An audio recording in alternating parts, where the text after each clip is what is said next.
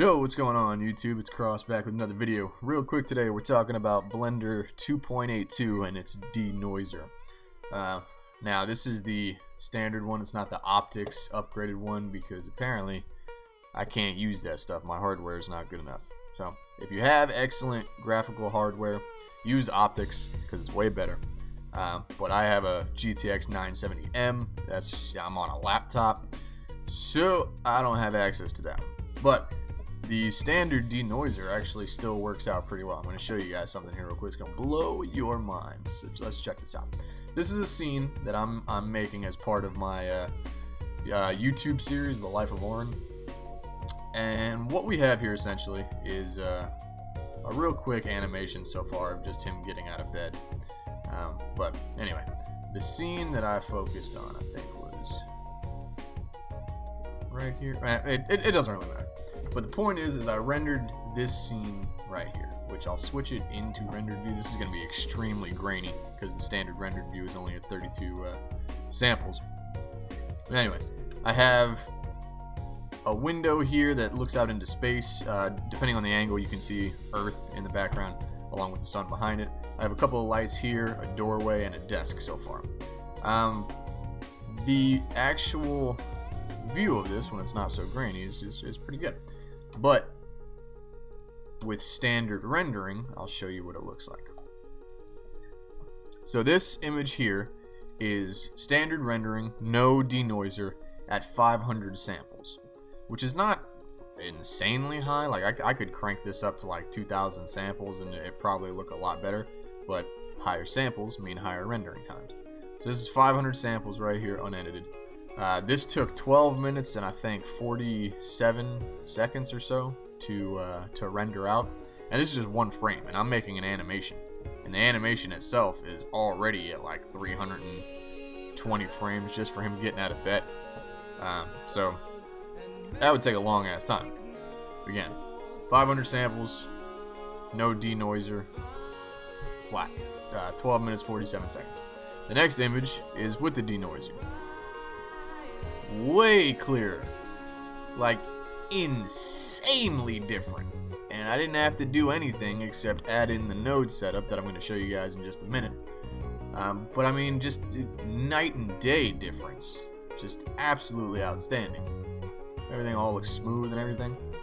Now the next one I'm going to show you is similar, less smooth, less perfect looking, but it only took 50 samples to render, and I think rendering that one it took like a minute and change, so literally a 1/12 of the time. And this is the next one coming up is the one at 50 samples. So really close to the 500 sample one. Like, I mean, yeah, you can look and see like in places like here and over here it looks a little smoother, right? Like there's a little bit of not graininess, but like blotchiness, kind of. But I actually like that effect. It kind of, in my mind anyway, it gives you the appearance of air, like how air actually interacts with surfaces. Like if warmer air touches a cooler surface, you'll get like a condensation cloud that makes it look slightly different.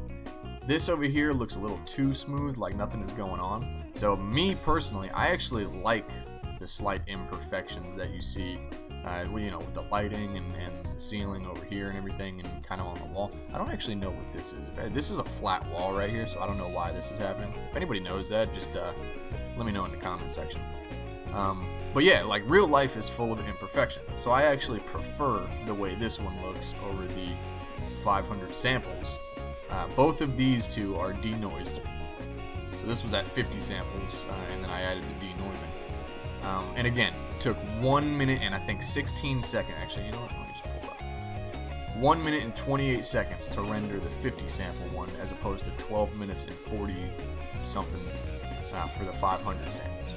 And the results are pretty damn close. Like, I would render an animation at 50 samples with the denoiser all day.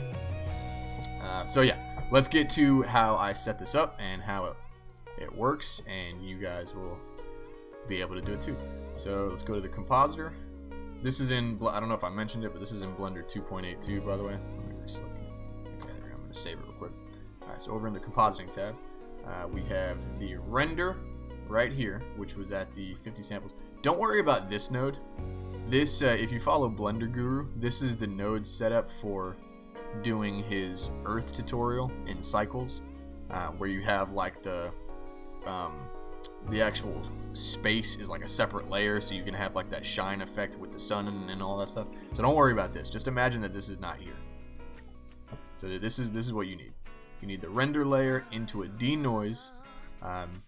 I have it going into a mix node because this is here. But realistically, if you just did this, took this here, and remove that, get rid of that. Just give it a sec to update.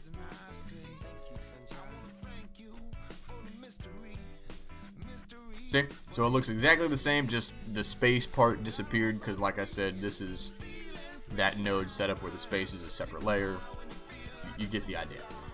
So really all you need is the render layer. What you have to do though to make sure that you can do this, I think it's, yeah, okay, so under the view layer properties, you have to check this box that says denoising data.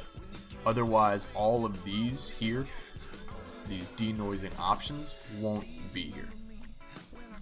So make sure you have that little box checked, and then you just make sure that once you put the denoise node in here, you collect the image or connect the image to the image, the denoising normal to the normal, and the albedo to the albedo. Pretty standard. And then just make sure the image output goes to both the composite and the viewer node. And that's it. Real simple setup.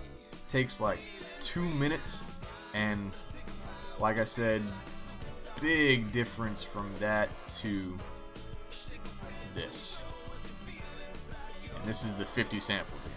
So literally just drop one node in there, get the denoising data, and save so much time on renders, man. Like, I mean, a minute for 320 frames, 320 minutes. Like, I could walk away, come back a few hours later, and have that rendered out. If I had to do it at 500 samples, longer even, because the 500 samples was still noisy if I didn't use the denoiser. But if I had to do it at 500 samples per frame, I'd be rendering for years. Like, just ridiculous. Drop that back to the bottom. Disconnect that. Bring this back here. Yeah, so don't worry about this again. Don't worry about having the mix node. This is just my setup. Just the render layers, denoise data, have that checked. Denoise node, hook that to both inputs and make sure you have the right connections to each one. And that's pretty much it. You will drastically decrease your render times. Like I said though, if you have the optics one, use optics because I mean you'll get even better results. This is just the regular denoiser. I think anyway. If I had that wrong, somebody just correct me so I can stop saying that and lying to people. But anyway, guys, that's it. That's the simple way to get really good results in a really, really, really short amount of time. And I hope you guys enjoyed the video. If you did, go ahead and give it a like. Help other people to find it because it does help the YouTube algorithm. I know you guys are probably tired of hearing about that. And if you want to, go ahead and subscribe so whenever I drop future videos, you don't miss them. And I appreciate everybody stopping by, hanging with me this long. And I will catch y'all in the next one. Peace out.